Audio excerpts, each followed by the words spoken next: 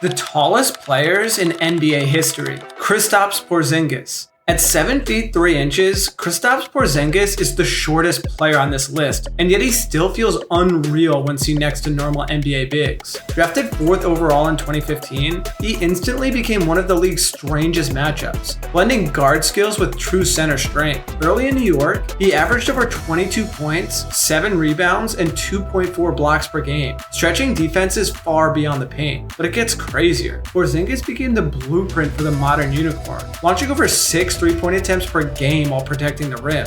Injuries slowed his rise, including major knee issues that reshaped his career trajectory, but his impact never vanished. In Dallas and later Boston, he reinvented himself as an elite efficiency scorer, posting true shooting percentages above 62%. At his peak, opponents had to choose between giving up threes or surrendering the paint. Either way, they usually lost. Boban Marjanović. Standing 7 feet 4 inches, Boban Marjanović looks less like a basketball player and more like a myth accidentally brought to life. Despite limited minutes, his production was absurd. For his career, Boban averaged nearly 20 points and 14 rebounds per 36 minutes, numbers that still break analytics models. But that's not all. He shot over 60% from the field for multiple seasons, purely because nobody can contest his touch shots ever. His problem was never skill, it was stamina and spacing. In a pace and space-led league, Boban struggled guarding pick and rolls, which kept his minutes low. Still, teammates loved him, and fans adored him. I mean, how could you not? He looks like a Halloween creature brought to life. And that's exactly why he became a pop culture figure through commercials and film appearances, turning his limited court time into maximum visibility. Mark Eaton. At 7 feet 4 inches, Mark Eaton didn't just block shots, he erased offensive game plans.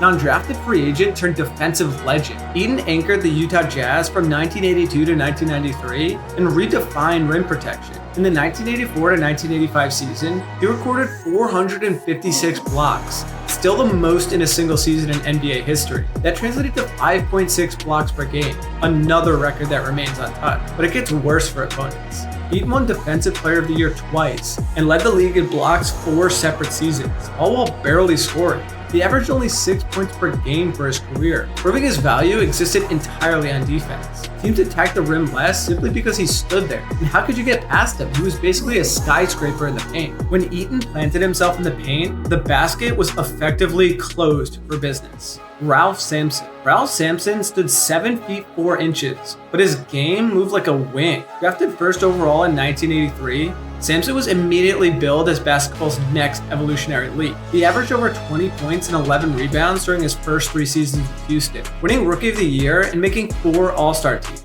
But that's not all. When paired with Hakeem Olajuwon, the Rockets formed the original Twin Towers, reaching the 1986 NBA Finals and shocking the league. Sampson hit one of the most famous playoff shots ever, a last-second buzzer beater against the Lakers that still echoes today. Unfortunately, injuries dismantled his rise, like a lot of the tall men in the league. Knee and back issues unfortunately robbed him of mobility, which makes him a massive what-if. But at full health, Sampson looked like the future of basketball. Instead, he became a warning about how fragile greatness can be. Rik Smits. At 7 feet 4 inches, Rik Smits quietly became one of the most reliable centers of the 1990s.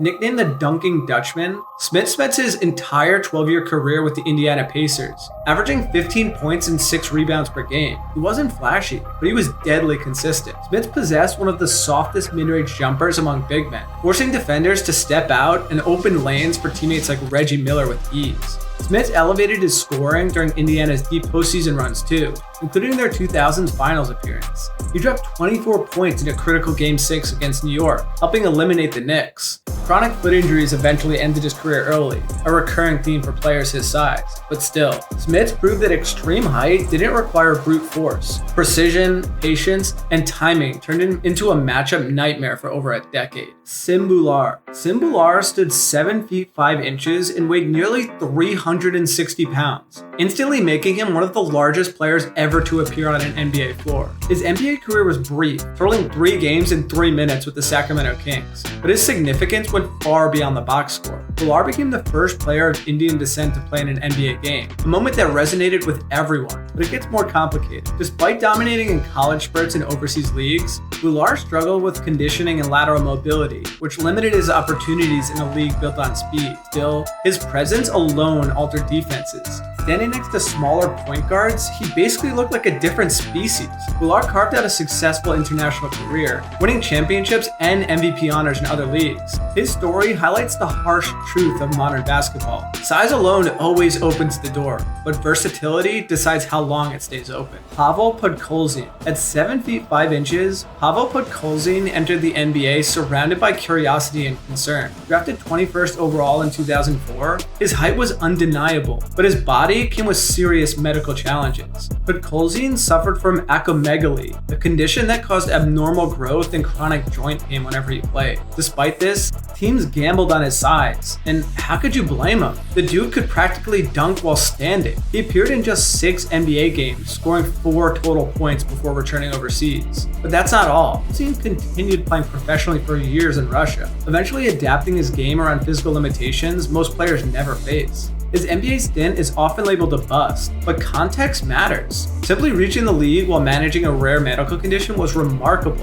Podkolzin represents the extreme edge of basketball scouting, where potential collides with reality. He was drafted for what he might become, not what his body could sustain, and few players ever embodied that gamble more clearly than Podkolzin. Chuck Nevitt. Chuck Nevitt stood 7 feet 5 inches and lasted 9 seasons in the NBA while barely touching the floor. He averaged just 5 minutes per game across 155 appearances. Yet carved out one of the strangest careers in league history. Nevitt won an NBA championship with the 1985 Lakers, becoming the tallest player ever to receive a ring. Coaches even used him almost exclusively as situational deterrent, inserting him briefly only to disrupt rhythm. His per-minute stats were modest, but his presence alone altered shot selection. Fans packed arenas just to stand next to him and feel small. Nevitt played alongside legends, bounced between franchises, and remained employed because height at extremes simply could not be replicated. Tacko Fall. At 7 feet 6 inches, Tacko Fall became an instant spectacle the moment he stepped onto an NBA court. His standing reach measured over 10 feet 2 inches at the draft combine, the highest ever recorded, meaning he barely had to jump to touch the rim.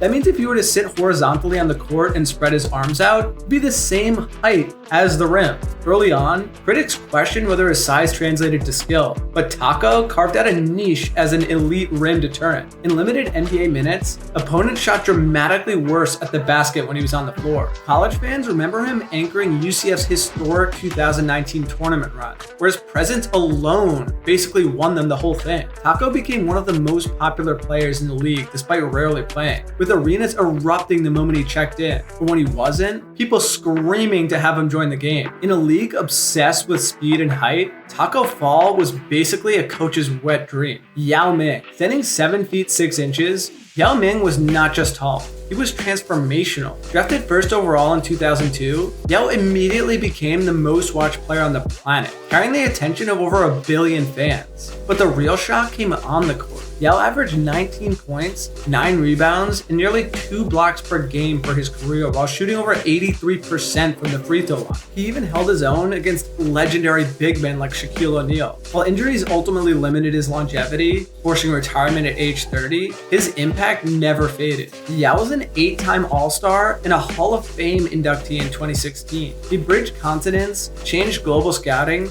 and proved extreme height paired with skill could dominate at the highest level, unlike some of the earlier people we've discussed. Shawn Bradley. At 7 feet 6 inches, Shawn Bradley lived at the intersection of awe and ridicule. Drafted second overall in 1993, expectations were enormous, almost as large as him. Bradley delivered defensively, averaging 2.5 blocks per game for his career and leading the league in blocks during the 2000 to 2001 season. But that's not all. His slender frame made him a frequent target for posters, unfairly overshadowing his production. Over 14 seasons and 832 games, Bradley averaged 8 points, 6 rebounds, and remained a consistent rim protector. With that kind of size too, off the court, he became a pop culture figure, appearing in Space Jam and even television roles. Bradley's career proved that extreme height alone does not guarantee dominance, but durability and adaptability can still create a long, meaningful NBA career. Slavko Vraneš. Slavko Vraneš stood 7 feet 6 inches, yet his NBA career lasted just 3 minutes. Drafted in the second round by the New York Knicks in 2003, Vraneš arrived during a brief era when teams were desperately searching for the next Yao Ming. That gamble ended quickly. Vraneš was waived mid-season and later signed a 10-day contract with Portland, appearing in a single game without scoring. But it gets even stranger. Despite barely playing in the NBA, Vraneš enjoyed a long professional career overseas, competing across Europe for more than a decade. His size alone earned contracts even when skill lagged behind. But Vraneš represents a fascinating moment in basketball history, when height itself became a market inefficiency teams tried to exploit due to Yao. His story shows how thin the line can be between opportunity and obscurity, especially when front offices chase measurements instead of sustainable development. Gheorghe Mureșan. At 7 feet 7 inches, Gheorghe Mureșan was tied as the tallest player in NBA history at the time, and one of the most productive players at that height. Despite arriving late to basketball, he developed rapidly, averaging 14.5 points, 9.6 rebounds, and 2.3 blocks during his breakout 1995 to 1996 season. That year, he won Most Improved Player and led the league in field goal percentage. While injuries quickly caught up to his massive frame, limiting his career to just 6 seasons, still, when healthy, Mureșan was nearly unstoppable near the rim, using soft hands and positioning rather than brute force to destroy the competition. He also became a cultural figure, starring in the film My Giant and remaining beloved in Washington long after retirement. Mureșan's career stands as proof that extreme height can translate to real production, but the physical toll, like lots of players on this list, is often swift and unforgiving. Manute Bol. Manute Bol stood 7 feet 7 inches and weighed barely 220 pounds, making him one of the most surreal silhouettes the NBA has ever seen. His offensive numbers were minimal, averaging just 2.6 points per game, but defensively, he was historic. Bol averaged 3.3 blocks per game across his career, the second highest average in league history. He finished his career with more block shots than total points, a stat no other player can claim. And off the court, he was an incredible guy. He was known for humanitarian efforts, donating much of his NBA earnings to causes in Sudan. He also became a cult icon, referenced in music and media throughout the 1990s. Manute Bol proved that dominance can exist without scoring, and at that extreme height, at 7 feet 7 inches, paired with timing and instincts, you could still leave a permanent mark on the game. Sun Mingming. At 7 feet 9 inches, Sun Mingming stands alone at the top of basketball's height hierarchy. Officially recognized by Guinness World Records, he is the tallest player ever associated with professional basketball. His path to the NBA was blocked not by talent, but by health. A massive pituitary tumor threatened his life before surgery saved his career. After recovery, Sun played professionally across Asia and briefly joined NBA Summer League, capturing global attention immediately. His sheer size made routine basketball movements look unreal, from ducking through doorways to standing eye level with backboards. While he never logged regular season NBA minutes, Sun's story resonates because it shows the absolute ceiling of human height in sport. He represents the most extreme end of the experiment, where basketball meets biology. If you like this video, consider watching this next one, which YouTube thinks you're really gonna love.